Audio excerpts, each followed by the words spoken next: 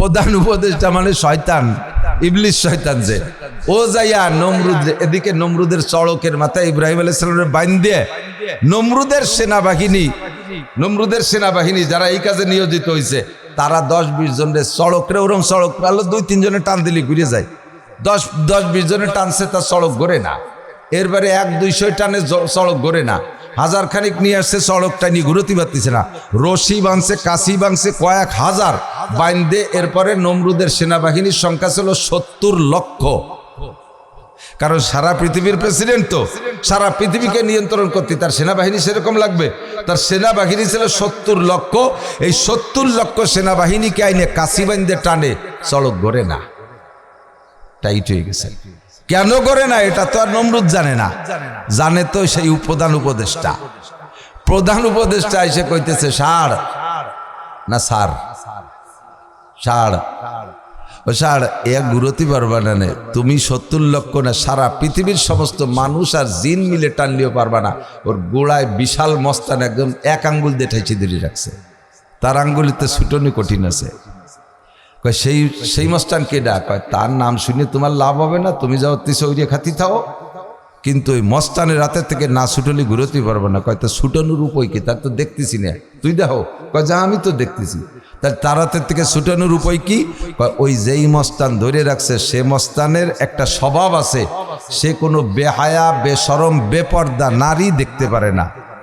তো যদি ওই মস্তানের হাতের থেকে না ছুটো, সড়ক ঘুরতে পারবে না, সফল হতে পারবে না। তার হাতের থেকে ছুটানোর জন্যে সিস্টেম হলো ওই জায়গা বেপর্দে গিয়ে আর না পাকিয়ে একটা কাম করতে হবে, তাহলে ছুটে যাবে হাতের থেকে। উনি ছেড়ে দিয়ে হেঁটে চলে যাবে, তারপরে আর বেশি কষ্ট হবে না, 2-3 কি টান দিলে ঘুরিয়ে যাবে। সেইটা কি করা যায়? তোমার উম্মতের মধ্য থেকে 40 জন যুবতী আর 40 জন যুবক, এদেরকে সম্পূর্ণ উলাঙ্গা করে, বেহায়া করে, মানে বেশরমি কাজ, তাদের ব্যভিচারে ওই জায়গা লাগাই দিতে হবে। তাই দেখে ওই যে মস্তান আছে, ও মস্তান লজ্জাতে থাকবে না, ছেড়ে দিয়ে চলে যাবে, এরপরে তুমি ঘুরতে পারবা। যখন এই কথা বলছে নমরুদের তার 1-2 ব্যাপার, যেমন ডোনাল্ড ট্রাম্প, নেতানিয়াহু 1-2 ব্যাপার, যা কবে তাই মানতে রাজি। বাস হুকুম দিচ্ছে 40 জন 80 জন আইসা যখন অপকর্মে লিপ্ত হয়ে গেছে, জিবরিল কয় আল্লাহ আর পারলাম না, এখানে শয়তান লেগে গেছে, আর টিকতে পারলাম না। আল্লাহ কয় ঠিক আছে চলে যাও। আমি তো চলে গেলাম, তোমার ইব্রাহিম রে যে পোড়াই ফেলবে রে। কয় পোড়াবে কিডা? কয় নমরুদ। কি দিয়ে পোড়াবে? আগুন দিয়ে পোড়াবে। আগুন কি নমরুদের গোলাম না আল্লাহর গোলাম? আগুন কার গোলাম? আল্লাহর গোলাম। আল্লাহ কয় তুমি যা পারছো এতক্ষণ করছো, তুমি সরিয়ে দাঁড়াও, যাও তুমি তোমার ইজ্জত রক্ষা করো, সরিয়ে পড়ো, এখন বাকি কাজ আমার। এখন চলো, গুল্লি দেবে, দিলি তো ঘুরিয়ে যাবে, জায়গা মতো যে পড়বে। এবার ইব্রাহিম আলাইহিস সালামকে বেইজ্জতি করে আগুনের মধ্যে ফেলানোর জন্যে শয়তান যাইয়া নমরুদে আবার পরামর্শ দিয়েছে, মিস্টার তুমি তো এখন সড়ক ঢিল হয়েছে, পারবা ফেলাতে, একটু পড়ে পড়ে যাবে। কিন্তু ওই ইব্রাহিমের গায়ে ওর যে জামা আছে, ও জামা ভরা হলে জাদু। ওই জামা কাপড় পোশাক পরা অবস্থায় যদি তারে ফেলাও, তোমার আগুনে ওরে কিচ্ছু করতে পারবে না। ওই জামা কাপড় খুলিয়ে বিলকুল ল্যাংটা করে না ফেলাইলে পড়বে না। তার মানে কি? তার মানেই হলো যে জলিলুল কদর মুসলিম জাতির পিতা ইব্রাহিম খলিলুল্লাহকে বেবস্ত্র করে, উলাঙ্গা করে অপমান করবে। এইটা হলো শয়তানের প্ল্যান।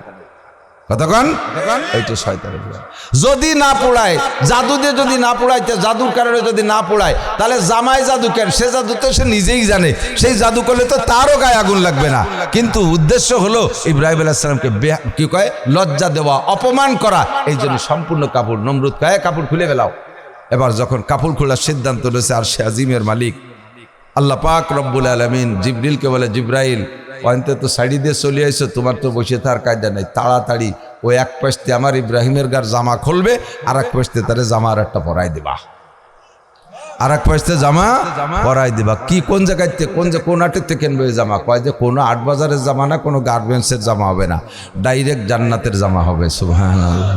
জিবরিল আলাইহিস সালাম কে আল্লাহ জামা তুই যে দেখতে দেখতে খুলে ফেলবে, আমি এনে এতক্ষণ তো এই জায়গায় বসা ছিলাম, এত তাড়াতাড়ি ভেস্তের থেকে জামা আনবো কিভাবে? আল্লাহ কয় সেটা তোমার ব্যাপার। জিবরিল আলাইহিস সালাম কয় জীবনে যে কয়বার আমার পুরো 600 ডানা ব্যবহার করে উড়ছি, তার ভিতরে এই দিন ছিল একটা দিন যে তাড়াতাড়ি জান্নাত থেকে এখন খাট আর জান্নাতের জামা আইনা ইব্রাহিম আলাইহিস সালামকে খাটে বসাইতে হবে আর জামা পরাইতে হবে। তা আমি 600 ডানা ব্যবহার করে গেছি আর আসছি, চোখের পলকে জান্নাত থেকে পোশাক আইনা ইব্রাহিম আলাইহিস সালামের গায়ে পরাই দিছি।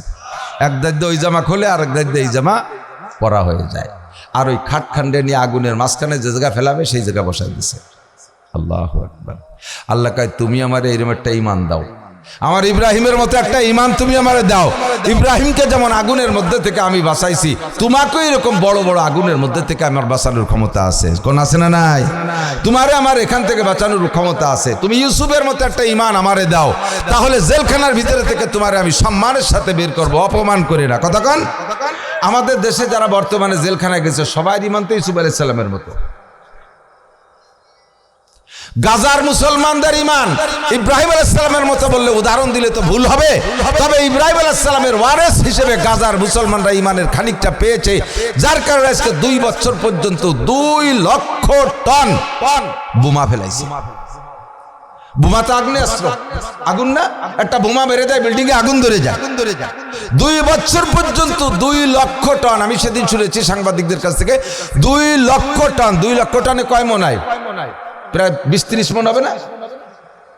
এই 2 লক্ষ টন বোমা মাইরিয়া গাজার জায়গা কট্টুক 42 কিলো লম্বা, জায়গায় 6 কিলো চওড়া, জায়গায় সর্বোচ্চ 12 কিলো চওড়া। আপনাদের ধরে নিয়ে যায় এই সালতা থানা যাটুক একটুক একটা জায়গা, তার উপরে যদি 2 লক্ষ টন বোমা মারে কি থাকে? এর ভিতরে থাকিয়া 20 লক্ষ মানুষের প্রায় 2 লক্ষ চলে গেছে জান্নাতে শহীদ হইয়া, আর যারা বেঁচে রয়েছে আল্লাহ পাক তাদেরকে মহা সম্মানের সাথে সেখান থেকে আজকে বের করে নিয়েছে। আল্লাহ কয় ঈমান দাও আমারে, আমিও তোমার আগুন থেকে বের করে দেব। ঈমান দাও আমারে। হে নেতারা, দেশে বিদেশে যেখানে জেলখানায় থাকিস না কেন, এই জায়গায় বসে এতদিন আকাম যা করছো না করছো, এখন জেলখানার মধ্যে বসে খালেস তওবা করো, খালেস তওবা করো, আল্লাহকে ঈমান দাও, তাহলে আল্লাহ পাকও তোমার ইউসুফ আলাইহিস সালামের মতো বের করে আনার ক্ষমতা রাখে কি রাখে না? আল্লাহু আকবার। আমিনু কামা আমানান নাস। আল্লাহ কয় যা তারা যেমন ঈমান আনছে তুমি এরকম ঈমান আনো। বলতে কথাটা বলতে যে শরীর চলে আসছে, একটু খেয়াল করেন এদিক। এখন এই জামা পরাই দিছে না, জামা পরানোর পরে সড়ক গুল্লি দিছে, সেই আগুনের মধ্যে যে পড়ছে, আগুনের মধ্যে পড়ার পরে নমরুদ তালি দিচ্ছে, আর ওদিকে ঘুড়ি উড়াচ্ছে, একদম ধুম সাবেকে ঘুড়ি, খুশির ঘুড়ি উড়াচ্ছে, খুশির ঘুড়ি উড়াচ্ছে। আল্লাহ, এই ঘুড়ি উড়ানো দুনিয়া শুরু হয়েছে নমরুদের ওই দিনের থেকে। ইব্রাহিম আলাইহিস সালামের আগুনে ফেলাতে পারে ঘুড়ি উড়ানো শুরু করছে, আনন্দ করতেছে। ঘুড়ি উড়ানো, যারা ঘুড়ি উড়াবে তারা নমরুদের ওই বাহিনীর সাথে, তাদের সাথে এক গুল্লি জাহান্নাম দিয়ে ঘুরিয়ে আসা লাগবে। মান তাশাব্বাহা বিকওমিন ফাহুয়া মিনহুম, এই হাদিসের ভিত্তিতে। এবার নমরুদ খুশিতে তালি দিছি নমরুদ ইব্রাহিম রে পোড়াইয়া। ইব্রাহিম আলাইহিস সালামের কিছু ভক্ত ছিল, তাদেরকে ইতরেছে, এবার যাওয়া কোন জায়গা? তোমাকে সে জাতির ভিতা তো গেছে শেষ হয়ে, এবার কোথায় যাওয়া? এখন আসো আমার কাছে কদম বসি করো, আমার পায়ে সিজদা দাও। বলতে বলতে আল্লাহু আকবার, আগুনে একটা বিস্ফোরণ ঘটবে বলে কেমন যেন গর্জে উঠছে। এই আগুনের ভাব দেখে ওই নমরুদ দামড়া, ওরে তো আরো কিছুদিন বাঁচায় রাখতে হবে। ওই প্রধান উপদেষ্টা যে কয় সার, তাড়াতাড়ি সরিয়ে সারেন, আগুনের ভাব ভালো না, এ আগুন ওই এক জায়গায় থাকবে না, চতুর্দিক সরাই পড়া ভাব। ও তাড়াতাড়ি সারিয়ে, কিন্তু জনগণ সারিয়ে পারে নাই। ও চতুর্দিক দিয়ে 50 মাইলের মধ্যে যা ছিল সেই আগুনে পোড়াই সব সাফ করে দিয়েছে। নমরুদ দৌড়ে সেরি চুরি গেছে। তো বাইরে যেহেতু পড়ছে, ভিতরেও সব পড়বে। ইব্রাহিম আলাইহিস সালাম সেই খাটের উপরে বসা, ইব্রাহিম আলাইহিস সালাম খাটের উপরে বসা। জিবরিল আলাইহিস সালাম জিজ্ঞেস করতেছে, কষ্ট হচ্ছে না তো আপনার? আমি জিজ্ঞেস করছি নাকি? ইব্রাহিম আলাইহিস সালাম রে জিবরিল আলাইহিস সালাম জিজ্ঞেস করছে, কষ্ট হচ্ছে না তো? কয় যে কষ্ট হচ্ছে। আগুন কো জিবরাইল, এই যে আগুন জ্বালালো, আমি তো দেখলাম বাইরেতে 7 দিন পর্যন্ত তেল মারছে, আর 7 দিন পর্যন্ত ফুঙ্কার দিয়ে ফুঁকোয় জ্বালাইছে, 1.5 মাইল উঁচু হয়ে গেল। সেই আগুন কো? আগুন আগুনের জায়গায় আছে, তার কার্যকারিতা আপনার জন্য শেষ, বাইরের জন্য ঠিক আছে। কুলনা ইয়া নারু কুনি বারদান ওয়া সালামান আলা ইব্রাহিম। আগুনের মালিক বলে দিছে, হে আগুন, আমার ইব্রাহিমের জন্য ঠান্ডা, শান্তিদায়ক ঠান্ডা হয়ে যাও। আপনার জন্য এটা হয়ে গেছে, বাকি আর সবার জন্য না। ও আগুনের চতুর্পাশে 50 মাইল পুরাই সাফ করে ফেলাইছে। আল্লাহ আগুনে পোড়াইল না কেন? ইব্রাহিম আলাইহিস সালামের গায়ে জান্নাতের জামা আছে। কি জামা? জান্নাতের জামা গায়ে থাকা অবস্থায় আগুনে স্পর্শ করে না। জান্নাতের জামা গায়ে থাকা অবস্থায় আগুনে ফেলাই দিলেও পড়বেন না। বলেন না সুবহানাল্লাহ। হুজুর আলাইহিস সালাতু ওয়াস সালাম, এদিকে খেয়াল করেন, হুজুর আলাইহিস সালাতু ওয়াস সালামের গায়ের সাথে যার স্পর্শ হয়েছে ওই লোকটাও জাহান্নামে যাবে না। যদি সে বেঈমান হয়ে জাহান্নামে যায়ও, তাহলে জাহান্নামে যাওয়ার পরে যে যে অঙ্গ রসুলের সাথে স্পর্শ করেছে, শরীরের অন্য জায়গা আগুন লাগবে, ওই জায়গা টুকে লাগবে না। হুজুরের চাচা আবু লাহাব চির জাহান্নামী, তারা জাহান্নামের মধ্যে পোড়ানো হবে, কিন্তু জাহান্নামের ভিতরে সে তো চিরকাল পড়বে। এই একটা আঙ্গুল দিয়ে ইশারা দিয়ে হুজুরের জন্মের পর খুশি হইয়া সোয়াইবা বান্দিরে আজাদ করে দিয়েছে। ওই আঙ্গুলটাই শুধু আগুন লাগে না, কন্যা সুবহানাল্লাহ। হুজুরের চাচা খাজা আবু তালেব চির জাহান্নামী, 1 সেকেন্ডের জন্য জান্নাতে যাবে না, কিন্তু তার জাহান্নাম কতটুক? সারাগার কোনো জায়গা আগুন লাগবে না, শুধু 2 পায়ে 2টে আগুনের জুতো থাকবে, তাতেই মাথার মগজ টকবক করতে থাকবে। তো হুজুরকে জিজ্ঞেস করছে যে হুজুর, তা উনার সারা গায়ে আগুন না দিয়ে খালি 2 পায়ে দিল কা, 2 পায়ে জুতো আগুনের জুতা? হুজুর বললেন, আমার চাচার কপাল খারাপ। আমার চাচা যদি কোনোদিন রাগ করেও পাও দিয়ে আমার গায়ে একটু স্পর্শ করতো, তাহলে পায়েও আগুনের জুতো পরানো হতো না। আমার চাচা আমারে মাথায় করছে, আমার ছোঁয়া মাথায় লাগছে বিদ্যায় মাথায় আগুন লাগবে না। আমার চাচা আমারে বুকের মধ্যে কোলের মধ্যে করে বসে থাকতো, এই জন্য এই সাইডে আগুন লাগবে না। মাঝে মাঝে আমি চাচার পিঠি উঠতাম, আমি চাচারে ঘোড়া বানাইতাম, চাচার পিঠির সাথে ট্যাক লাগাই বসতাম, এই জন্য ওই পাশ লাগবে না। রানের পর বসতাম, রানের উপরে আমাকে কোলে করে রাখতেন, এই জন্য রানে লাগবে না। কখনো আমার চাচা পা আমার গায়ে স্পর্শ করে নাই। যদি ভুল করে মানে দিন রাগ করি আমার একটা পাও মারিয়ে দিত, তাহলে ওর ছিলে আমার চাচার পাও জাহান্নামের আগুন থেকে বেঁচে যায়।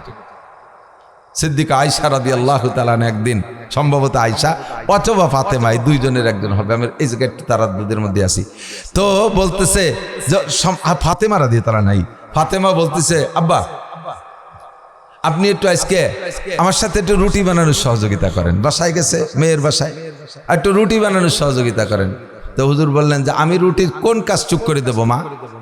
কাব্বা আপনি রুটি বেলে দেন, আমি তো সেন্সি, রুটি বেলে দেন আপনি, আর আমি সেকবো। তো হুজুর বলতেছেন, মা না তুমি বেলে দাও, আমি সেকি। তো ফাতেমা বলতেছে, আব্বা আপনি আগুনের কাছে থেকে কষ্ট হবে, আপনি বেলে দেন, বেলা তো কষ্ট হবে না, হাতে থাবড়ায় থুবড়াই বেলে, এভাবে দেন, আমি সেকে দেবো। হুজুর এর আগে ফাতেমা বেশ রুটি সেকছে, হুজুর রেডে একটা 2টে রুটি এভাবে হাতে বেলাইছে, সেই রুটি 2টে তার উপরে দিয়ে ঘন্টার পর ঘন্টা জাল দিচ্ছে, তা শুয়োই না, সে রুটি গরমই হয় না। এরপরে কাঁচা তাই নরম নরম নামাই ফেলছে। কাব্বা কি হলো, ঘটনা বুঝলাম না। মা মুহাম্মদুর রাসূলুল্লাহর সাথে যার ছোঁয়া লাগে, সে দুনিয়ার আগুনেও হিট হয় না, দুনিয়ার আগুনেও পড়ে না, সে আখিরাতের আগুনে পড়বে না। একটু হাতে ছোঁয়া লাগার কারণে সে রুটি শেখা হইল না। আমার নবীর অসংখ্য সুন্নত রয়েছে, ওই সুন্নতগুলোর সাথে যদি আমি একটু ছোঁয়া লাগাই, তাহলে আমারও বিশ্বাস নবীর সুন্নত আমার সাথে ছোঁয়া লাগা অবস্থায় আমিও জাহান্নামে পড়ব না। হাসরের মাঠে রব্বুল আলামিন বাহানা মিজুয়াদ, মানুষকে মাফ করার জন্য, ক্ষমা করে দেওয়ার জন্য আল্লাহ সুতো খুঁজবে। আল্লাহ তো নিজিয়াতে বানাইছে, আল্লাহ তো নিজিয়াতে বানাইছে, বাঁচানোর জন্য শত চেষ্টা করবে। এরপরও যারা ফাইনাল নিজেরাই কপাল পোড়াইছে, তাকে তো আর বাঁচানোর কোনো কায়দা থাকবে না। আল্লাহ মুনসিফ, আল্লাহ আদেল, আল্লাহ ন্যায় বিচারক, আল্লাহ বেইনসাফ করবেন না। তো আল্লাহ তাআলা শুরুতে, খেয়াল করেন, খুব মজার একটা কথা, আল্লাহ শুরুতে চেষ্টা করবে যে বান্দারে ক্ষমা করব, যত পারি ক্ষমা করব। এই সময় আল্লাহ গফফার নামের সাথে আত্মপ্রকাশ করবেন। আল্লাহর কত নাম? 99 নাম আমরা জানি না, তার ভিতরে একটা নাম কি? বলেন গফফার, বলেন গফফার। প্রত্যেক দিন আপনি গফুর আর গফফার নামের জিকির করেন, কিয়ামতে আল্লাহ পাক আপনার এই জিকিরের বদৌলতে আপনার সাথে গফফারের আচরণ করবেন ইনশাআল্লাহ। গফফার, ইয়া গফফার, ইয়া গফফার, ইয়া গফফার।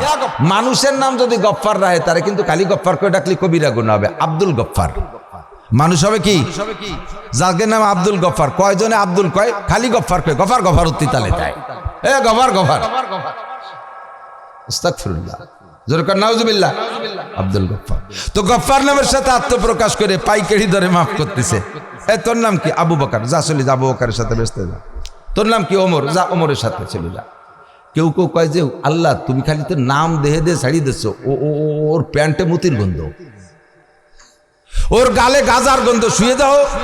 আল্লাহ কয় চুকার, এখন আমি মাফ করা শুরু করছি, এর মধ্যে বাওয়াত দিবি না। তোর নাম কি? আলী, কয় যা চলে যা, বেসতে যা। উসমান, যাও চলে যাও। তলহা চলে যাও, জুবায়ের চলে যাও, হাসান চলে যাও, হুসাইন চলে যাও। এমনি নামে নামে শুধু বাহানায় একটুক ছোঁয়া পাইলেই মাফ করে দিচ্ছে, আর সব জান্নাতি হয়ে যাচ্ছে। এরকম রহমাতে হক বাহানা মিজুয়ান। এভাবে মাফ করতে করতে করতে করতে লাস্টে যাইয়া 2জন ঠেয়ে গেছে, সেই 2জনরে ডাকছে, এদিকে ওই 2জনে কয়ে তোকে আমল নামা দেহা। কয় আল্লাহ ওয়া দেখিয়ে লাভ নাই, তুমি গফফার নামের ওসিলায় যে পাইকারি মাফ করতেছো এই সাথে তো ছাড়িয়ে দিলি জাতি ভরবানি, আমল নামা দেখতে গেলি আর আমাকে পারো আর কোনো কায়দা নাই। কয় যে একেবারে অত আল্লাহ করলে হবে না, দেখা আমল নামা দেখা। কয় যে দেখবা কি, আমি তো কইতেছি নামাজ পড়ি নেই, রোজা রাখি নেই, হজ করি নেই, জাকাত দিই নেই, টুপি পরি নেই, ফরজ করি নেই, ওয়াজিব করি নেই, সুন্নাত করি নেই, শুয়োর খাইছি, কুত্তো খাইছি, জিনা করছি, ব্যভিচার করছি, জারি যাত্রা, করসা, গাজীর গান, গুণযাত্রা, বেড়া, ক্যাডামস, কারিতাস, বিহার দেবী, স্বনির্ভর, জাগরণী চক্র, আশা, প্রশিক্ষা, দেশের যা ছিল কোনোটা বাদ দেয়নি। সুদ খাইছি, ঘুষ খাইছি, জিনা করছি, ব্যভিচার করছি, উলাকান্দি গেছি, ঠাকুর বাড়ি গেছি, দুর্গা পূজা, কালী পূজা, সরস্বতী পূজা, লক্ষ্মী পূজা, আইল ঠেলা, জাল দলিল, মিথ্যে সাক্ষী, মিথ্যে মামলা সব করছি। লাস্টের শেষ কাজেতে এই লুটে ফুটে আর এক বাড়িতে সব নিয়ে আইছি। কোনো দিন আষাঢ় খাইও পশ্চিম দিক পড়ি নেই। শুধুমাত্র একদিন ওই নাসির মৌলানা ওয়াজ করতে আসছিল, ওনার সাথে লা ইলাহা ইল্লাল্লাহ মুহাম্মদ রাসূলুল্লাহ এই কথাটা বুঝে শুনে পড়িয়েই বিশ্বাস করেছিলাম, আর কিচ্ছু করিনি। আল্লাহ কয় অত আল্লাহ ভালো না, আল্লাহ আল্লাহ মাফ করতেছে তাই বলি অত আল্লাহ জাহান্নামে যা কইলেই একজন দৌড় মারছে, আর একজন না দৌড়ে দাঁড়ায় রয়েছে। যেটা জাহান্নামের দিকে দৌড় মারছে ফেরেশতাকে আল্লাহ ওদের আগে ধর, ওরে ঠ্যাক, যদি যে ল্যাব দিয়ে পড়িয়ে যায় তা তো একটা সেকলিও লাগবে না, ওরে ডাক দে। এই দুনিয়ায় তুই তো যা কাম করছিস নিজেই কলি, জাহান্নাম কি জিনিস শুনিস নেই? বলে হ্যাঁ শুনছি তো। তা কোয়া সাত সাত যে দৌড় দিলি, জাহান্নাম কি শ্বশুর বাড়ি? ও কি সোনারগাঁও হোটেল? দৌড় দিলি?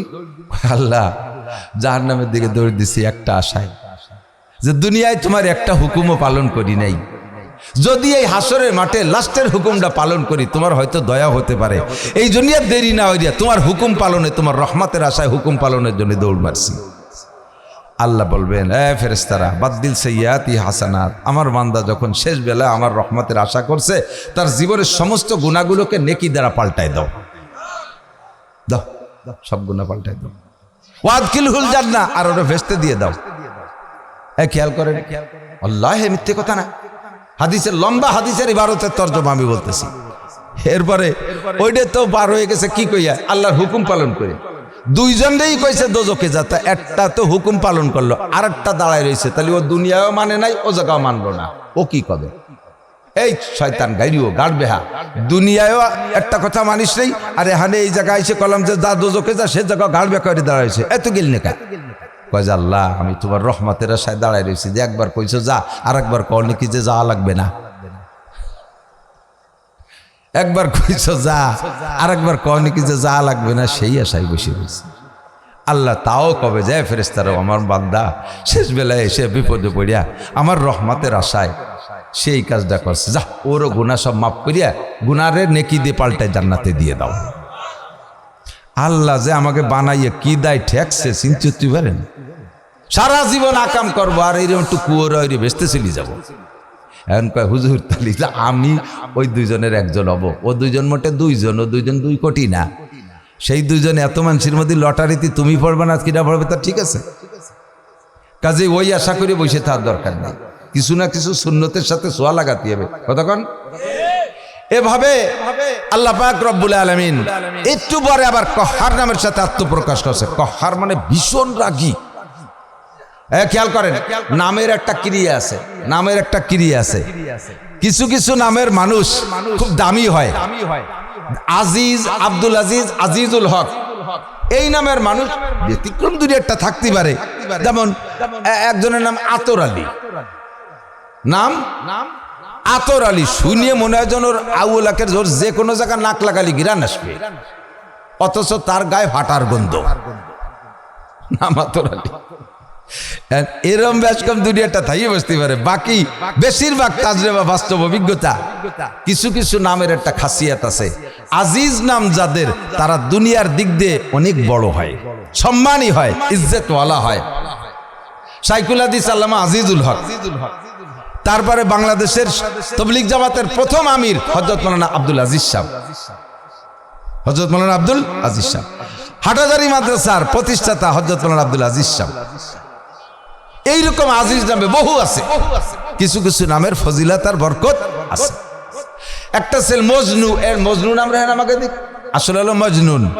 মজনুন মানে পাগল, দেখবেন যে জাগে নাম মজনু ওই পাগলামি ওয়ারে, আমাকে ছাত্রবেলায় একটা ছেলে ছিল ওই মজনু নাম, ওরে জ্বালা জ্বালায় সে মানে অস্থির হয়ে গেছে। পরে হুজুরে তার নাম পাল্টা দিচ্ছে, তোর এ নাম হবে না, তোর নাম ইমদাদ। পরে নাম পাল্টানোর পরে আস্তে আস্তে খুব ভালো হয়ে গেছে। তো কিছু কিছু নামের খাসিয়াত আছে। আব্দুল গফফার নাম যাদের, তাদের ভিতরে এরকম সহনশীলতা, তাদের ভিতরে এরকম ধৈর্য, তাদের ভিতরে ক্ষমার যোগ্য বেশি। আপনাদের আমাদের পীর সাহেব আব্দুল গফফার সাহেব হুজুর দেখেন আছে না নাই? নগরকান্দার পীর সাহেব খুব বড় মনের মানুষ না? আমার তো মনে হয় না যে হুজুর জীবনে কেউ একটা ফিটেন দিছে। আমার মনে হয় না যে হুজুর কেউ কইছে তুই এই কাম করলি, এও বলে নাই। এত বড় সহনশীল মানুষ এই গফফার নামের পর। আবার কহার নামও খুব বড় কঠিন নাম। এই কহার দিয়ে মিলে আব্দুল কহার। খালি কহার তো হবেই না, নাম হলে কি হবে? আব্দুল কহার। রাখবেন না, রাখবেন না মানে কি খবর, নিষেধ করে ফেললাম একেবারেই ঠিক না। মানে অন্য অন্য নাম রাখার চেষ্টা করবেন, এটা নিষেধ করতেছি তা করতেছি না। কহার মানে রাগী, কহার মানে খুব খুব মেজাজি, খুব মেজাজি। যাদের নাম এইরকম আব্দুল কহার হয় তারা হয়ে বসতে পারে মেজাজি। আল্লাহ পাক তার কহার নামের সাথে যখন শেষে আত্মপ্রকাশ করবে, ধরা পড়তে থাকবে পাইকেড়ি দরে, পাইকেড়ি দরে। সালে সুতো এ বাহানা সে বাহানা, নানান বাহানায় ধরতে তালে থাকবে। লাস্টে যাই একজনের ডাকছে, হ্যাঁ তাহলে দিকায় খোলামুল নামা ইকরা কিতাবাকা কাফা বিনাফসিকাল ইয়াউমা আলাইকা হাসিবা। তোমার সাথে আমার মৌখিক করে ঝগড়া হবে না, তোমার কিতাব খোলো। وكل إنسان ألزمناه طائره في عنقه ونخرج له يوم القيامة كتابا يلقاه منشورا। দুনিয়ায় থাকতে জীবন ভরে যা করেছো ফেরেশতারা সব লিখে তোমার গলায় ঝুলিয়ে রাখছে। এ যুবক আমার দিক তাকাও, কলেজের পিছনে দাঁড়িয়ে কার সাথে গল্প করেছো, একেবারে ডেট তারিখ জায়গা আর প্রতিষ্ঠান সহ ভিডিও করে ফেরেশতারা তোমার গলায় ঝুলিয়ে রাখে। কোন জায়গা যে কি করছো না করছো, গভীর রাত্রে কম্বলের তলে শুয়ে শুয়ে ফেসবুক আর ইউটিউব আর মোবাইলে কি কি দেখছো, ওই সব কম্বল টম্বল ঘর সহ ঠিকানা সহ লেখা। কুল্লা ইনসানিন আলজামনাহু তাইরাহু ফি উনুকিহি। মরণের সময় তাবিজ বানায় তোমার গলায় ঝুলিয়ে রাখা হয়। হাসরের মাঠে আল্লাহ পাক বলবেন, আজ নামতা কাজা, আজ নামতা কাজা, তুই কি এই গুনাহ করেছিস, তুই এই গুনাহ করেছিস। প্রথম চান্সে সব মানুষ অস্বীকার করবে, রব্বুল আলামিন জীবন ওই গুনাহ চিনি ওনার কাছেও যাই নাই। আল্লাহ কয় নাকতিমু আলা আফওয়াহিহিম ওয়া তুকাল্লিমুনা আইদিহিম ওয়া তাশহাদু আরজুলুহুম বিমা কানু ইয়াকসিবুন। মিথ্যে কথা বলা শুরু করছিস তো জবান বন্ধ করে দেব, কথা বলতে দেব না। যে অঙ্গ দিয়ে গুনাহ করেছিস ওই অঙ্গে তোর পক্ষে তোর বিপক্ষে সাক্ষী দেবে। ঠোঁট দিয়ে তুই অন্যায় করেছিস, ঠোঁটে তোর বিপক্ষে বলবে। জিহ্বে দিয়ে অন্যায় করেছিস, জিহ্বে তোর বিপক্ষে বলবে। চোখ দিয়ে অন্যায় করিস, চোখে সেই কথা সাক্ষী দেবে। কান দিয়ে গান শুনেছিস, তুই অস্বীকার করছিস কোনোদিন শুনি নাই, ওই কানেই বলবে জি আল্লাহ আমি বহুত শুনেছি। পায়ে বিপক্ষে বলে, পায়ে স্বীকার করবে আল্লাহ ওই গুনার জায়গা আমি নিজে হাতে নিজে পায়ে হেঁটে গেছি, আমি কোনো মতে যাবো না। 2-3 বার আমার হাঁটুর মধ্যে ব্যথাও আসছে, আমি কবে পারতেছি না, কাটতে পারতেছি না। ও শয়তান আমার ঠেলে টুলে বাস বদলে বাদাই দিয়া খোঁচাতি খোঁচাতি সেই জায়গায় চলেই গেছে। আমি কোনো মতে পরের গাছের এই কদু কাটবো না, লাউ কাটবো না, এই মালগুলো চিন্তাই করবো না। আমি হাত সেই সময় কেমন যেন ব্যথা করতেছিল, ও জোর করে ট্যাবলেট একটা খাইয়া প্যারাসিটামল খাইয়া সে হাতের মধ্যে শক্তি বানাইয়া ওই জায়গা যে হাত দিয়ে আকাম করছে। সবাই আপনার বিপক্ষে সাক্ষী দেবে, এরপরে আপনার জবান খুলে দিয়ে বলবে কি কইস, এবারেরা কি কয়। আপনি তখন আবার বলবেন আল্লাহ এই সব আমার অঙ্গ, যে অঙ্গগুলোকে আমি যত্ন করেছি, লালন পালন করেছি, যাদের আত্মতৃপ্তি দেওয়ার জন্য, যে অঙ্গরে আনন্দ দেওয়ার জন্য আমি এই অন্যায়গুলো করেছি। চোখে দিয়ে অন্যায় করেছি, চোখে খুশি অন্যায় করেছি, হাতে খুশি হবে। চুলকে দিয়ে অন্যায় করাইছি, চুলে খুশি হবে। এদেরকে খুশি করার জন্য করেছি। আজকে দেখি সবই আমার বিপক্ষে, সবই আমার শত্রু। রব্বুল আলামিন ওরা কি সবই সত্যি কথা বলে? আল্লাহ কা ইকরা কিতাবাকা কাফা বিনাফসিকাল ইয়াউমা আলাইকা হাসিবা। ওরা মিথ্যে কথা বলে, তুই মিথ্যে কথা বলিস না। কে কি করিস সব তোর আমলনামায় আছে। আপনার সামনে অডিও করে ভিডিও করে সব দেখাই দেওয়া হবে। আপনি চোখ খুলে খুলে দেখে দেখে বলবেন। কুরআন শরীফের আয়াত পড়বেন, লা ইউগাদিরু সগীরাতাও ওয়ালা কাবীরাতান ইল্লা আহসাহা ওয়া ওয়াজাদু মা আমিলু হাজিরা ওয়া লা ইয়াজলিমু রাব্বুকা আহাদা। আরে কপাল, আরে পুরা কপাল, এদি যা করছি জায়গা সহ লিখে তুইছে, ছবি করে তুইছি, একটা ছোট বড় কোনো তো ছাড়ে নাই। আল্লাহু আকবার। ওই লোকটা বলবে তাহলে তোর আমল নামা দেখের মধ্যে কি কয় যে একটা নেকিও নাই আর কোনো প্রকার গুনাহ করতে বাদ নাই। চতুষ্পদ জন্তুর সাথে আমি যৌন অন্যায় করেছি ইত্যাদি ইত্যাদি সব ওর মধ্যে লেখা আছে। এবার আল্লাহ পাক বলবেন এ ফেরেশতারা আমার দিক খুজুহু ফাগুল্লু সুম্মাল জাহিবা সল্লু, ওরে ধর পিঠ মুড়াতে গলার উপর দিয়ে শিকল দিয়া, শিকল দুটা শিকল দিয়ে টাইনা হাঁটুর নিচে দিয়ে নিবি, গলারে হাঁটুর কাছে টাইট করে বানলি কি আর নড়ার কায়দা থাকে? হাত বানলেও দৌড়ানো যায়, আরে পা বানলে হাত দিয়ে কিছু করা যায়। আর গলারে টাইনে যখন পিঠের হাঁটুর সাথে টাইট করবে, বান্ধে টাইট করে ফেলবে, তখন আর নড়াচড়ার কায়দা থাকবে না। ফেরেশতাদেরকে বলবে সুম্মাল জাহিমা সল্লু, এখান থেকে একটা পিটেন মারবা, একে পিটেনে জাহান্নামে পৌঁছাই দিবা। সুম্মা ফি সিলসিলাতিন যারুহা সাবউনা যিরান ফাসলুকু, হে আমার যুবকরা একটু কান লাগায় শোন। আল্লাহ পাক বলেন সুম্মা ফি সিলসিলাতিন যারুহা সাবউনা যিরান ফাসলুকু, ওই শিকলের সাথে আর একটা শিকল বাঁধা হবে 60 গজ লম্বা, সাবউনা যিরান 70 গজ লম্বা। এই শিকলটা বাঁধে ফেরেশতার হাতে ধরাই দিয়ে বলবে ফেরেশতা তুমি পুলসিরাতের উপরে দাঁড়াও। বাঁধা হবে যেই বডিতে আছে এই বডিতে 3.5 ছোট্ট বডিকে বাঁধা হবে, কিন্তু এই ছোট্ট বডিতে শাস্তি দিয়ে তৃপ্তি পাবে না ফেরেশতারা, এই জন্যই বডিটারে বড় বানানো হবে। বডি যত বড় হয় সাজা শাস্তি উপলব্ধি তত বেশি হয়, অনুভব তত বেশি হয়। পিটাইতে পিটাইতে কয় নাও নাও রে পিটাইয়া বড় বানাও। কয় কিভাবে পিটাবো? পুলসিরাতের উপরে দাঁড়াইয়া ওই শিকলটা ধরিয়ে, যেই শিকলের সাথে এই শিকল বান্ধা, এই শিকলের সাথে ওই শিকল বান্ধা, ফেরেশতারা জাহান্নামের এ পাশে এক পিটান দেবে, ও পাশে এক পিটান দেবে। পিটাইতে পিটাইতে বডিটারে এত বড় বানাবে যে মুখখান আর মুখমণ্ডল আর ওই মুখের ভিতরে গহ্বর এত বড় হবে, এক একটা দাঁত হবে অহুদ পাহাড়ের সমান। এরকম 32টা দাঁতওয়ালা মুখখান কত বড় হবে, বডিটা কত বড় হবে। এই পাশে এই কাঁধের থেকে এই কাঁধ পর্যন্ত, এই কাঁধের থেকে এই কাঁধ পর্যন্ত 500 গজের বেশি বলা হয় 500 গজ। কেউ কেউ বলে না, একটা শহর মদিনায় 2টা শহরের নাম বলা হয়েছে।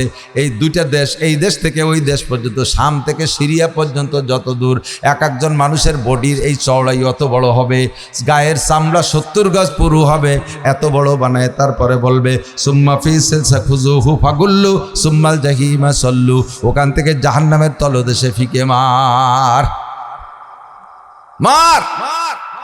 এভাবে ওই লোকটারে যখন ধরে টান শুরু হবে, মনে আছে কোন লোকটা, লাস্টের লোকটা, এরে যখন টান শুরু করবে বিশ্বনবী মুহাম্মদুর রাসূলুল্লাহ আল্লাহ পাকের পাশে বসা, নবী পাক তো দেখছেন ওইটা আমার উম্মত, কলেমা পড়া উম্মত, তার মধ্যে শুধু কলেমা আছে লা ইলাহা ইল্লাল্লাহ মুহাম্মাদুর রাসূলুল্লাহ, এই কলেমাটা তার মধ্যে আছে, কিন্তু আর কোনো আমল নাই।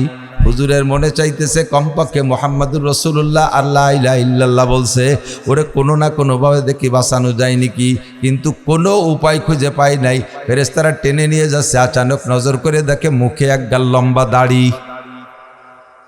সুন্নতি দাড়ি। এই লোকটা যে দাড়ি রাখছে, এর মুখে দাড়ি, এ কিন্তু আবার সুন্নতের নিয়তে রাখে নাই, যে কোনো আমল করে নাই আর কোনো বদ আমল ছাড়ে নাই, ও কি দাড়ি রাখছে সুন্নতের নিয়তে। ও দাড়ি কাটতে পয়সা লাগে, সেই কিরবিন বানাই কাটি নেই, পয়সা বাঁচানোর খাতিরে কাটি নেই, সেই দাড়ি ওর কাজে লেগে গেছে। এবার হুজুর ওর দাড়ির দিক দেখিয়া কয় আল্লাহ রব্বুল আলামিন ডাক দিছে যখন আল্লাহ পাককে, আল্লাহ পাক ফেরেশতাদেরকে বলে, হে ফেরেশতারা দাঁড়াও, আমার বন্ধু যেন কি পাইছে। কয় আল্লাহ বান্দা তোমার দোজক, তোমার নাফরমানি করছে, তোমার নাফরমানি করেছে বান্দা, তোমার জাহান্নামে, তোমার অর্ডারে তোমার বান্দারে তোমার জাহান্নামে দিবা, আমারও জায়গা হস্তক্ষেপ করার কোনো উপায় নাই। তবে আল্লাহ তোমার বান্দার মুখে আমার সুন্নতি দাড়ি, তোমার বান্দারে তুমি দোজকে দিবা না, যে জায়গা দিবা দাও, কিন্তু আমার দাড়ি যেন আগুনের মধ্যে না যায়, আমার সুন্নত যেন আগুনে না লাগে, আমার সুন্নতের সাথে যেন আগুন স্পর্শ না করে। কাজেই কি করব? ভাইকে তুমি তোমার বান্দার মুখের থেকে আমার সুন্নতি দাড়ি কয়টা খুলে উপরে রাখতে হবে। বান্দা তোমার দোজকে দাও, দাড়ি আমার সুন্নত, সেই কারণে দাড়ি রাখছে, ওই দাড়ি যেন আগুনে না যায়। আল্লাহ কয় তাহলে বান্দারতে দাড়ি খসাবো কি এরিয়া? আল্লাহ পারবে না, তা না, কেটে বিলিত হয়ে গেল। কয় দোস্ত দাড়িরে যদি তার মুখের থেকে খুলে ফেলার হয় তাহলে তুমি মিথ্যেবাদী হয়ে যাবা। কি মিথ্যেবাদী হব? তুমি দুনিয়ায় উম্মতরে বলেছিলে তামুতুনা কামা তাহয়াউন ওয়া তুহশারুনা কামা তামুতুন, তোমার জীবন যাপন যেমন হবে তোমার মরণটা তেমন হবে, আর মরণটা যে ফিগারে হবে হাসরও সেই চেহারায় হবে। কাজেই এই কথা ভিত্তিতে আমার বান্দা তোমার উম্মত ও দুনিয়ায় থাকতে দাড়িওয়ালা জীবন যাপন করছে, দাড়ি নিয়েই মরছে, হাসরও তার দাড়ি অবস্থা হবে। এখন যদি তার দাড়ি খুলে ফেলা নয় তাহলে তুমি মিথ্যেবাদী হয়ে যাবা। নবী পাক এবার আরো শক্ত হয়েছে সুযোগ পেয়ে, তাহলে কোনো মতে যদি আমার দাড়ি জাহান্নামের আগুনের মধ্যে না দেখি, আল্লাহ পাক বলবেন এ ফেরেশতারা, দাড়ি এক জায়গায় দাড়িওয়ালা আর এক জায়গায় এভাবে তো ভাগ করা যায় না, ঠিক আছে দাড়ির খাতিরে বাদ দিলছে ইয়াতি হাসানাত, দাড়ির খাতিরে আমার দোস্তর কথার ভাবে বুঝতেছি এখনো বলে না যে ওরে জাহান্নাম থেকে নাজাত দাও, সে খালি তার দাড়িরে নিয়ে বাসায় যাইতে চাইতেছে। কাজেই তার দাড়ির বদৌলতে আমার দোস্তের মনে চাহিদা তামান্না পূরণার্থে ওর জীবনে সব গুনাহ নেকি দ্বারা পাল্টাইয়া তারে জান্নাতে দিয়ে দাও। বলতে চাইছি নবী পাকের সুন্নাত, গায়ের ছোঁয়া লাগলে যদি আগুনের জন্য স্পর্শ করা হারাম হয়, নবীর সুন্নতের সাথে আমার আপনার ছোঁয়া থাকলে আমার গায়ের জন্য আগুন, জাহান্নামের আগুন হারাম হয়ে যাবে। আল্লাহ পাক আমাদের বুঝার আমল করা তৌফিক দান করে, সবাই বলে আমিন। মাহফিলের খরচ আপনার আগের থেকে কালেকশন করবেন। সবাই ওয়াজ করতে এসে ডেলি ডেলি ওয়াজ শুনতে আসলে টাকা দিতে এলি আর চাইতে এরা বলবে যার জীবনে ওই কামের মধ্যে যাবো না, 1 টাকাও কেউ দেবেন না, নিরিবিলি ওয়াজ শুনবেন। 200 করে টাকা দিয়ে যাবেন, 1 টাকা দিতে নিষেধ করছি। একটু পিএস রসুন তো বেছেন আল্লাহ মতে, তো দাম তো সব তারই ভালো আছে, পাটেরও দাম ভালো আছে। খুব কষ্ট হয়ে যাচ্ছে, বুক ব্যথা করতেছে। আল্লাহ, আমি যে আয়াত পড়ছি খেয়াল করেন, এখন ওয়াজের কাছে জানি আর একটু বলবো, আর 10 মিনিট বলবো ইনশাআল্লাহ। কষ্ট হচ্ছে আপনাদের? যুবকরা একটু সিদ্ধান্তে নাও শোনা, তাহলে আজকের থেকে কয়েকটা সুন্নাত, 3-4টে সুন্নাত বলবো, বেশি বললে সব আমলে আসবে না। একটু একটু নড়াচড়া করলে পারা কিন্তু গুনাহ হয়ে যাবে। একটুক টাইমে পেশাব আসার কথা না, একটুক টাইমে পেশাব আসার কথা না, একটুক টাইমে পেশাব আসলি তাহলে বোঝা যাবে যে ডায়াবেটিস হয়েছে।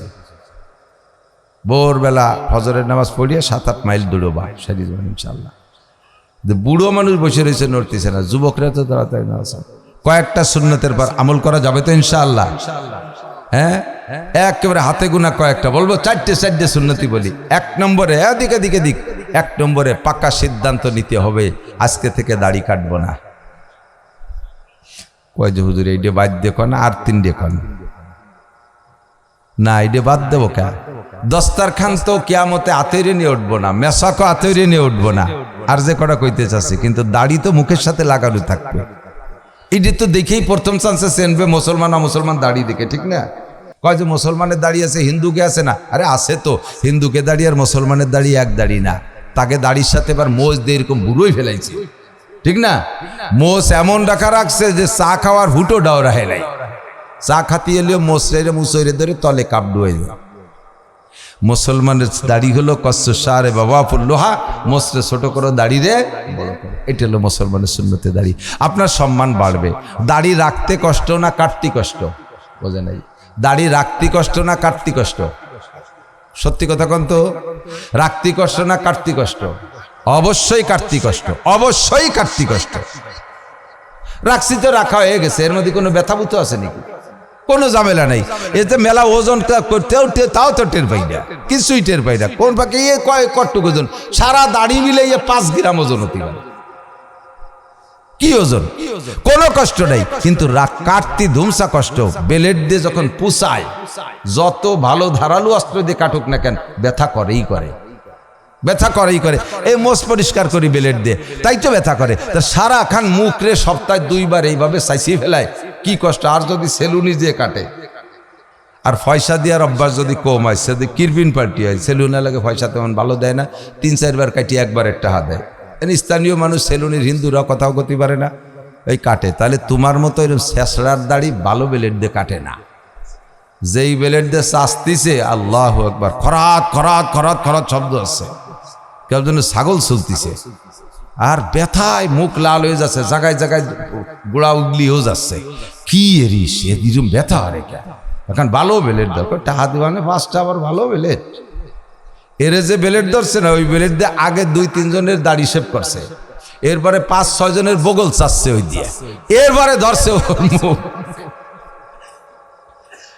তাহলে কি কষ্ট দাড়ি কাটতে। দাড়ি রাখলে সম্মান না কাটলি সম্মান? কাটলি সম্মান। কাটাওয়ালা বয়স 50 আর রাখাওয়ালার বয়স 25, দুইজন একসাথে যাইয়েন তো কোনো দোকানপাট কোনো জায়গায়, কারে কৃষি বস্তি দেয়। কাটাওয়ালারে কয় এ ছেলে পেলে নামি দাঁড়াও, এ পোলাপান সরি দাঁড়া, তার বয়স 50। আর যে দাড়ি রাখছে 25 বছর, এরকম দাড়ি, কাকা আপনি চেয়ারে বসেন, জাগায় বসাইয়া মান আর অপমান, কথা কোন ঠিক না? তো দুনিয়ায় যেমন পার্থক্য, হাসরের মাঠে এরকম হবে প্রত্যেক। আর পাশাপাশি আরেকটা হলো সুন্নত গুলো, সব যত সুন্নত আছে বডির সাথে যত সুন্নত আছে, এই সুন্নত গুলো হলো ইমানের বেড়া। বুঝতে পারি নেই? শরীরের সাথে যে সুন্নত গুলো আছে, এই সুন্নত গুলো ইমানের বেড়া। দাড়ি কাটা অবস্থায় যে ভাষা ব্যবহার করা যায়, মুখে দাড়ি রাখা অবস্থায় কিন্তু তা যায় না। কিছু হলেও বিবেকে বাধা দেয় যে একগাল দাড়ি নিয়ে এমন কথা কব, কথা কন। খালি মাথায় যে কথাগুলো বলা যায়, যে কাজগুলো করা যায়, টুপি মাথায় দিলে তা করা যায় না। প্যান্ট শার্ট টাইকট পরে যে আকামগুলো করা যায়, বড় একটা যুব্য গাই দিয়ে তা করা যায় না। এই সুন্নতে আপনার ওখান থেকে ফিরেই ফেলে, বিবেকে বাধা দেয়। যা যদি দেন টুপি মাথায় দিয়ে গালাগালি হতে যায় নাকি? যদি গালাগালি এখন তো করাই লাগে, খুলে ভকেটে দিয়ে শুরু করে। তার মানে এই টুপি থাকতে আর কাজানো যাচ্ছে না। প্রত্যেকটা সুন্নত ইমানের বেড়া। 1 নম্বর ইমানের বেড়া সুন্নত হলো দাড়ি, কথা কন। পাশাপাশি দাড়ি রাখলে আদ্যে দেখেন কি সুন্দর রেসপন্স করে, দাঁড়িয়ে লাগে আদ্যে দেন কি সুন্দর লাগে। এই মুখের সাথে যদি ছোঁয়া লাগে সেও খুশি হবে, ঠিক না? নরম নরম। আর দাড়ি কাটার পরে একদিন পরে একটু একটু আগাবার হয়েছে, ওই মুখ দিয়ে কোনো জায়গা যদি ডলা দেয়, আর সিরিজ কাগজের মতো ঝুলিয়ে যাবে না। ডলা যে আনে দেবেন সেটা আপনার ব্যাপার, কিন্তু ডলা দিলি সে চিল্লে উঠবে না। তাহলে দাড়ি সহ এক মজা, দাড়ি কাটলে আর এক অশান্তি। দাড়ি রাখার মধ্যে সব ফায়দা। 2 নম্বর সুন্নত হলো আজকে থেকে পকেটে একটু মেসওয়াক আর টিস্যু, মেসওয়াক আর টিস্যু দুটো জিনিস রাখেন। যুবকরা রাখবা পকেটের মধ্যে ছোট্ট একটা মেসাক বানানোর একটা মেসাক আর একটু টিস্যু পেপার রাখবা। মেসাকে অজু বানানোর সময় একটা ডলা দিবা, ওইভাবে নেকি পাবা। আর টিস্যুটা পকেটে থাকলে পেশাবের সময় ব্যবহার করলে তোমার শরীরটা প্যান্টটা পাক থাকবে। যুবক এসে আমার জড়াই দিল, হুজুর আমি আপনার কঠিন ফ্যান, ইংরেজিতে কয় কঠিন ফ্যান। কঠিন ফ্যান মানে কি? ওই বাতাস দেওয়া ফ্যান না ভাতের ফ্যান? ফ্যান মানে হলো ভক্ত, ফ্যান মানে ভক্ত। তো এত ভক্ত তো আজান দেশে চল নামাজ পড়ি আসি।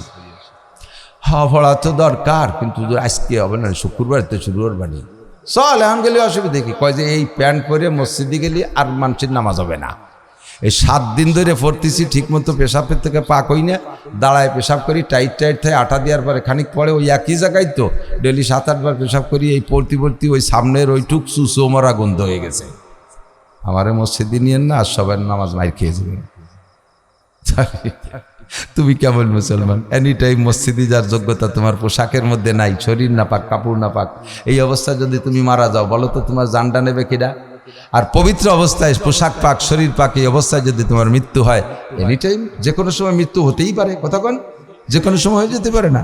তাহলে ওই সময় তোমার মৃত্যুটা হবে ইমানই মরণ, জান্নাতের ফেরেশতারা তোমার জানটা নিয়ে যাবে। কন্যা সুবহানাল্লাহ। তাহলে এই 2টা সুন্নাত, দাড়ির সুন্নাত, ঢিলাকুলুকির সুন্নাত আর মেসওয়াকের সুন্নাত, ঠিক আছে? আজকের থেকে খানা খাবো দস্তারখান বিছাইয়া, যত খাবার পড়বে খুঁটে খাবেন। খোদার কসম রুজির বরকত আল্লাহ বাড়াই দেবে, আল্লাহ রুজির বরকত বাড়াই দেবে, আল্লাহ রুজির বরকত বাড়াই দেবে। যে কটা মাসালা শুনলেন, 60 বছর নফল নামাজ, নফল রোজার চেয়ে বেশি নাকি, আর আমল করলে প্রত্যেক একটা সুন্নতের বিনিময়ে 100 শহীদের নাকি। কন্যা সুবহানাল্লাহ। আমি আপনাদের অল্পক্ষণের ভিতরে কথাগুলো জানতেন না তা না, জানা ছিল, কিন্তু আলোচনা না থাকার কারণে আমলের ভিতরে দুর্বলতা আসে, অলসতা এসে যায়। আজকে একটু শুনলেন, ভিতরে একটা স্পৃহা জাগছে না? সবাই না হলেও কমপক্ষে 50 জন মানুষ হলেও তো আমল করবে, কতক্ষণ ঠিক না? এরপর আপনি আমল করবেন। তাহলে কত নেকি এখানে হয়েছে, কত নেকির একটা নেকির কারখানা বনে গেছে। এই জায়গা পার্থক্য করো। খালিফুল ইহুদ আর নাসার, হুজুর বলেন ইহুদ নাসারাদের সাথে সব আমলে বিরোধ করে চলবা। যে আমলটা ইহুদ নাসারাদের সাথে মিলে যাচ্ছে, ওই আমলের ভিতরে কিছু হলেও পার্থক্য করে দাও, কিছু হলেও পার্থক্য। পাগড়ি হিন্দুরা পরে, শিখরা পরে, বাস তুমিও পাগড়ি পরার কথা তোমাকে বললাম, পার্থক্য করো। তারা টুপি সহ, তারা টুপি বাদে শুধু পাগড়ি পরে, আর মুসলমানের পাগড়ি হবে টুপি সহ। ইহুদিরা তারা মুহররমের 10 তারিখে রোজা রাখে, ইহুদিরা মুহররমের 10 তারিখে রোজা রাখে, আমাদেরকেও হুজুর বলছেন তোমরাও মুহররমের 10 তারিখে রোজা রাখবা, তাহলে তাদের সাথে মিলে যায়। কাজে হুজুর বলেন তারা 10 তারিখে একটা রাখে, তোমরা আগে একটা অথবা পরে একটা মিলে দুটি রাখে, কিছু হলেও পার্থক্য করে গেল। কাজেই আমাদের টুপি এটা সুন্নাত, টুপি সুন্নাতে মুআক্কাদা, টুপি নামাজের সুন্নাত না, পোশাক না। টুপি হলো ইউনিফর্ম, মুসলিম ইউনিফর্ম। সবসময় যেমন পাজামা পরেন, জামা পরেন, লুঙ্গি পরেন, এই সুন্নাতগুলো যেমন পোশাকের সুন্নাত, টুপিও মুসলমানের পোশাকের সুন্নাত। বিশেষ এমার্জেন্সি সমস্যার কারণে বোঝা বিড়িয়ে বওয়ার সময় টুপি মাথায় থাকলে হয় না, সে সময় খুলে পকেটে তন, কিন্তু বাকি বোঝা নামানোর পরে টুপি পরেন। এই যে অলসতা আর অবরুক্ষেপ, অবজ্ঞা, এর কারণে সুন্নত মিটে যাচ্ছে। এই সময় যদি আপনি সুন্নতের বার আমল করেন 100 শহীদের সবার একবার কইটু সুবহানাল্লাহ। 100 শহীদের সওয়াব কামাই করতে খবর আছে মিয়া, 100 শহীদের সওয়াব। আর যাইতেই শহীদ না, হুজুর কয় ওহুদ আর বদরে আমার সাথে যারা ময়দানে যাইয়া কাফেরের মোকাবেলায় লড়াই করতে করতে শাহাদাত বরণ করেছে, এইরকম শহীদের 100 শহীদের নেকি সির্ফ একটা সুন্নতের বিনিময়ে। এত ফাজাইল বলি মানুষের ভিতরে জজবা হয় না, শিখার জজবা হয় না। আল্লাহ তাআলা আমাদের সকলকে শিখার, বুঝার, আমল করার তৌফিক দান করুন, বলেন আমিন। আল্লাহ কোরআন শরীফ আমাদের জন্য আসছে। আমি কোরআন শরীফের সূরা লুকমান থেকে একটু আয়াত পড়েছি আর ওর সাথে মিল করে একটা হাদিস পড়ছি। কোরআন শরীফ 30 পারা আল্লাহ পাক নাজিল করছেন, জিব্রাইলের মারফত হুজুর আলাইহিস সালামের কাছে আসছে। আল্লাহ পাক নিজে দুনিয়ায় আইসা হুজুর আলাইহিস সালামকে সামনে বসাইয়া সাহাবায়ে কিরামদেরকে এরকম প্যান্ডেলে বসাইয়া আল্লাহ চেয়ারে বসে কি কোরআন শরীফ পড়াই দিয়ে গেছে? বোঝেন নাই কথা। আল্লাহ কি জমিনে আইসা চেয়ার পাইতে স্টেজে বসে ও জনগণকে বান্দাকে মাঠে বসাইয়া কোরআন শরীফ শিখাইছে? লৌহে মাহফুজ থেকে আল্লাহ পাক কোরআনকে সরাইয়া একটু একটু করে প্রয়োজন সাপেক্ষে জিবরিল আলাইহিস সালামের মারফত হুজুর আলাইহিস সালামের কাছে কোরআন শরীফ নাজিল করেছেন। এই কোরআনের ভিতরে এত গভীরতা, এত মাহাত্ম্য, যা কিয়ামত পর্যন্ত মুফাসসিরিনগণ এই কোরআনের ভিতরে ডুববে আর তার থেকে নতুন নতুন কথা বের করতে থাকবে। যে কথাগুলো আল্লাহ পাক রব্বুল আলামিন সংক্ষেপ ভাষায় কোরআনের ভাষায় নাজিল করে দিয়েছে, কিন্তু তার পেটের ভিতরে বিশাল প্রশস্ততা, অনেক বেশি কিছু। তো আল্লাহ পাক বুঝাই দেন নাই, জমিনে আইসা কোরআন শরীফ নাজিলও ভাবে করেন নাই, নিজে পড়াই দিয়ে যান নাই। জিব্রাইলের মারফত রসুলকে পড়াইছেন আর রসুলের মারফত সাহাবায়ে কিরামদেরকে পড়াইছেন। আর তৎকালীন প্রয়োজন সাপেক্ষে যত মাসআলার দরকার ছিল নবী আলাইহিস সালাম কোরআন শরীফ থেকে বের করিয়া নিজের ভাষায় উম্মতকে বুঝাইছে। তো কোরআন বুঝানোর জন্য যে ভাষাগুলো হুজুর ব্যবহার করেছেন এর একটাও নিজের তরফে থেকে না, আল্লাহ পাক নিজেই নবী পাকের কথা সম্পর্কে সার্টিফাই করেন, মা ইয়ান্তিকু আনিল হাওয়া ইন হুয়া ইল্লা ওয়াহয়ুন ইউহা। আমার নবী মুহাম্মদ রাসূলুল্লাহ তোমাদেরকে কোরআন বুঝানোর সংক্রান্ত যে কথাগুলো তার জবান দিয়ে বলে, যেটা কোরআনের আয়াত না তার জবান দিয়ে বলছে, ও কথাগুলো সে ইচ্ছা মতো নিজে বানায় বলে নাই, আমি ওগুলো শিখাই দিছি তাই বলছে সে। এজন্য মুহাদ্দিসিনে কিরাম, মুফাসসিরিনে কিরাম বলেন ওহী দুই প্রকার, ওহিয়ে মাতলু আর ওহিয়ে গায়রে মাতলু। ওহিয়ে মাতলু বলে লিখিত কোরআন যে 30 পারা, এর নাম বলে ওহিয়ে মাতলু, মানে তিলাওয়াত করা হয় যে ওহি। আর যে ওহিটা কোরআনের ভিতরে রাখতে হুজুরকে আল্লাহ নিষেধ করেছেন, অথচ আল্লাহর শিখানো কথা নবীর ভাষায় বলছেন, তার নাম ওহিয়ে গায়রে মাতলু, তার নাম হাদিস। কোরআনকে বিশ্বাস করা যেমন ফরজ, আমার দিকে একটু খেয়াল করেন, কথাগুলো খুব বুঝে নিতে হবে। কোরআন বিশ্বাস করা নফল না ফরজ? একটু সবাই কবেন না? কোরআন বিশ্বাস করা নফল না ফরজ? কোরআনের উপরে সন্দেহ রাখা কি জায়েজ? কোরআনকে বিশ্বাস করা যেমন ফরজ, আল্লাহকে বিশ্বাস করা যেমন ফরজ, নবী পাককে বিশ্বাস করা এরকম ফরজ। আর নবী আলাইহিস সালাতু ওয়াস সালামের সমস্ত সহিহ হাদিসকে বিশ্বাস করা ফরজ। যদি কেউ আল্লাহ মানেন, কোরআন মানেন, নবী মানেন না, ওই লোকটা মোমেন না কাফের? আল্লাহ মানে, কোরআন মানে, কিন্তু নবী মানে না, মোমেন না কাফের? আল্লাহ মানে, কোরআন মানে, নবী মানে, নবীর সহিহ হাদিসকে ঠাট্টা করে, ব্যঙ্গ করে মানে না, ওই লোকটাও কাফের। কথা কন? কাজেই যত সহিহ হাদিস আমাদের কাছে আসছে, হাদিসগুলো আমাদের বিশ্বাস করা ফরজ। এবার হাদিসের দ্বারা যে হুকুমগুলো আসছে, কোনোটা আমল করা ওয়াজিব, কোনোটা আমল করা সুন্নাত। কোরআনের থেকে যে আমল হুকুমগুলো আসছে তার কোনোটা আমল করা ফরজ, কোনোটা আমল করা ওয়াজিব, কোনোটা আমল করা নফল, এরকম ভাগ আছে। তো আল্লাহ পাক 30 পারা কোরআন শরীফ নাজিল করেছেন মানব জীবনের সংবিধান হিসেবে। আমাদের দেশে প্রত্যেক বছরে 5 বছর পর পর সংবিধান প্রণয়ন হয়, সংবিধান নবায়ন করে, সংশোধন করে। আওয়ামী লীগ বিএনপির সময় যে সংবিধান ছিল, আমলি গাইছে 16 বছর যাবত ওইটারে সাফ সুতরা করে নিজেকে মন মতো খানিক লাগছে। উনরা ওই কতদিন খাইয়ে দিয়ে চলে গেছে। এরপরে আবার ইনুস কাকা আইসে আবার উনি খেপছে যে ওকে কেডটা ভালো হয়নি, আবার নতুন লিখতে হবে। চলছে না এরকম সংবিধান? মানব রচিত সংবিধান হলে তার দশা এরকমই হয়, লাস্টিং করে না বেশি দিন। এক দল আসে আর এক দল আগের দলেরটা পরিবর্তন করে। কিন্তু সংবিধান যদি আসমানি হয় তাহলে ওই আসমানি সংবিধানের ভিতরে দুনিয়ার কের আঙ্গুল ঢুকানোর সুযোগ নাই। আমাদের জীবনযাপন করার জন্য মানব জীবন 6 ভাগে বিভক্ত। ব্যক্তি জীবন, পারিবারিক জীবন, মনে থাকবে, ব্যক্তি জীবন, পারিবারিক জীবন, অর্থনৈতিক জীবন, সামাজিক জীবন, রাজনৈতিক জীবন, আন্তর্জাতিক জীবন। এই 6টা জীবন মানব জীবন। ব্যক্তি পার্থক্যে 6 জীবনের পার্থক্য আছে। তবে ব্যক্তি জীবন এনিম্যান এভরিবডি, সবারই ব্যক্তি জীবন আছে। পারিবারিক জীবনও সকলেরই আছে, অর্থনীতিও সকলেরই আছে, আছে না? সামাজিক জীবনও সবাই আছে। আমরা সামাজিক প্রাণী। এক দলের সাথে গন্ডগোল মানে একজনের সাথে গন্ডগোল লাগলে আমরা জাগ ধরে চলে আসি। এরপরে ঠকে গেলি পারা, যারা ঠকে গেলাম তারা ওই জিতা পাল্টি, যারা জিতে মারি টেরি থেকে গেছে, ওকে ঘর বাড়ি ভাঙতে লোক লাগবে না? এদিক তো ঘর বাড়ি ভাঙে না। সুন্নত চালু আছে আইজো। মারামারি যা করুক আর না করুক, ঘর বাড়ি ভাঙ্গাই পাকা। লুটি আনবে, পিঁয়াজ সাঙ্গিতে বারে আনবে, গরু নিয়ে আসবে, থাল বাটি সব, নুনির বাটি পর্যন্ত নিয়ে চলে আসে। সুবহানাল্লাহ কয়, সুবহানাল্লাহ একটু কয় নাউজুবিল্লাহ। মারামারি রে মারামারি দিয়ে শোধ দেন, লুটি আনবেন কেন? এটা অন্যায়, এটা চরম অন্যায়। আল্লাহ, তো আমরা সামাজিক প্রাণী, যার কারণে সমাজে যা লাগে এগুলো করি। বাকি দুইটা আর দুটি হলো রাজনীতি, রাজনৈতিক জীবন আর আন্তর্জাতিক জীবন। রাজনীতিও এখন কম বেশ বাংলাদেশে কেউ রাজনীতির বাইরে নাই। যেই কখন আমি কোনো দল করি না, অথচ দেখা যায় যে ভোট দিতে যাইয়ে যে কোনো একটারে পছন্দ করি তো দিয়ে আসছে। দলে নামে মাঠে নামে মিছিল স্লোগান না দিলেও ভিতরে ভিতরে একটা সমর্থন কোনো না কোনো দলের সাথে সবারই আছে, ঠিক না? পাগল, সেদিন এক পাগল রে দেয় যে সেও কইতেছে, ওই আমাকে এলাকার পাগল বলিনি, আমাকে এলাকার বিলে ইতি ডাকলে নৌকো নৌকো এরকম শোনা যায়। গোপালির বিলের ডাকে নৌকো শোনা যায়। তো ওই পাগলও বলতেছে শেখ হাসিনা, শেখ হাসিনা এই কে নাচতেছে। বোঝা যায় যে ও সুস্থ থাকতে শেখ হাসিনার ভক্ত ছিল, পাগল হইও তা বলে নাই।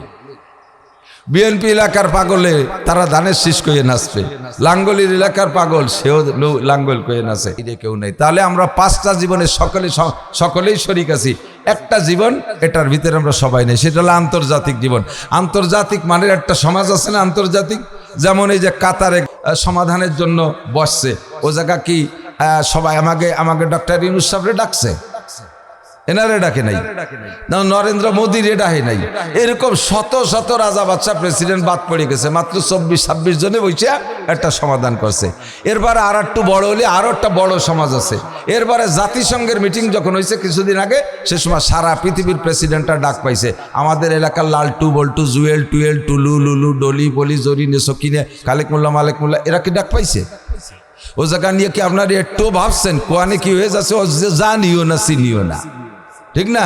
তো আন্তর্জাতিক জীবনে আন্তর্জাতিক সাইজের মানুষ। তবে এই 6টা জীবন পরিচালনার জন্য আমাকে আপনাকে নতুন করে সংবিধান প্রণয়ন করা লাগবে না।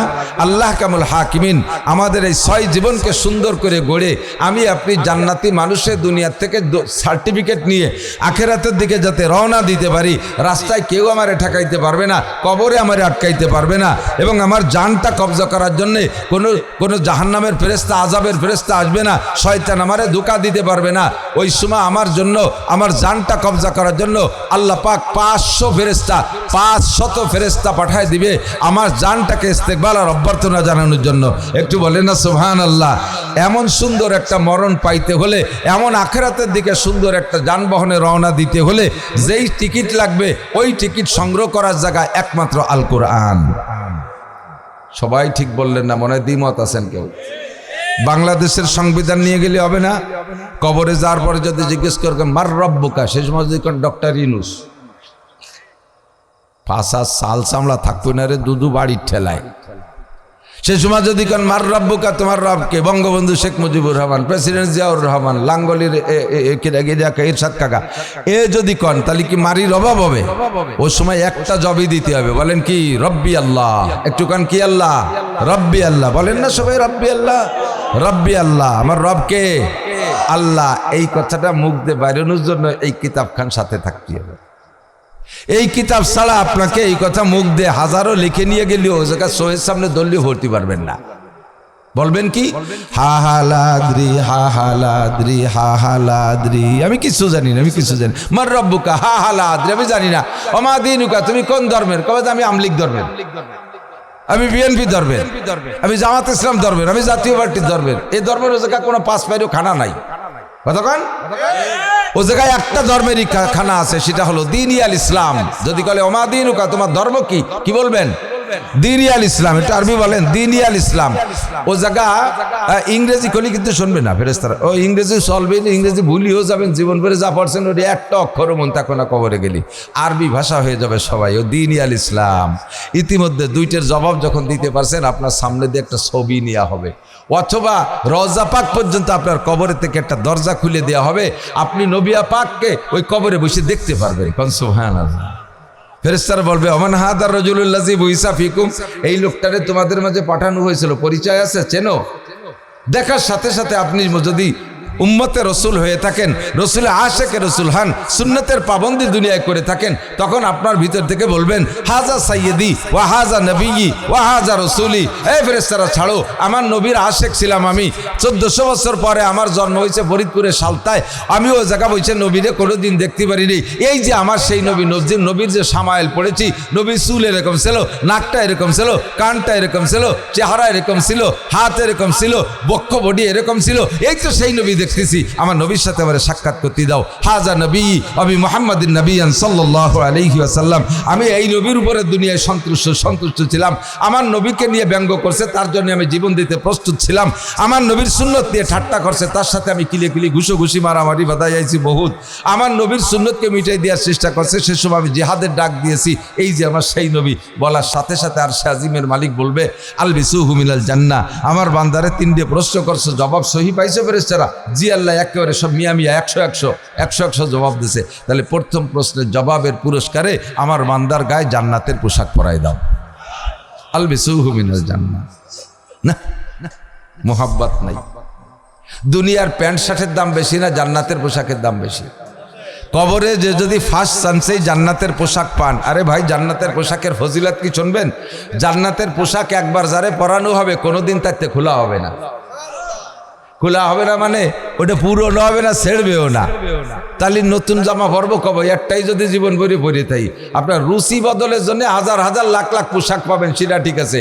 এর মানে অর্থ হলো যে জান্নাতের পোশাক একবার পরাই দিলি, খুলে ফিরে আবার জাহান্নামের পোশাক পরাবে, এইটা না। কথা বোঝা গেছে না? একবার যদি আপনারা চেয়ারে বসায় দেয়, তাহলে আর কোনোদিন নামানো হবে না। তার মানে কি চেয়ারে বসে আঁকবে, মতো ঘুমোবে সব এই জায়গা? তার মানে ক্ষমতাটা চিরকাল থাকবে, এর অর্থ হলো এইটা, ঠিক না? একবার জান্নাতের পোশাক পরাইলে, আর জান্নাতের পোশাকের গায়ে থাকলে জাহান্নামের আগুন স্পর্শ করবে না। ওরে জাহান্নামের মধ্যে যদি ফেলায়ও দেয়, তাও জাহান্নামের আগুনের ক্রিয়া শেষ হয়ে যাবে, নষ্ট হয়ে যাবে, তারে পোড়াইতে পারবে না। কোন সুবহানাল্লাহ। ইব্রাহিম আলাইহিস সালাম রে আগুনের মধ্যে ফেলাইছিলেন নমরুদ। ফেলানোর আগে সিস্টেম কি করছে? ইব্রাহিম আলাইহিস সালাম রে তো চড়কের মাথায় বাঁধছে মিস্টার ইবলিস, মুরব্বী শয়তান, প্রধান উপদেষ্টা। আল্লাহ প্রধান উপদেষ্টা কলিন, আবার ডক্টর ইউনূস সাহেব বললো যে আমার শয়তান করছে।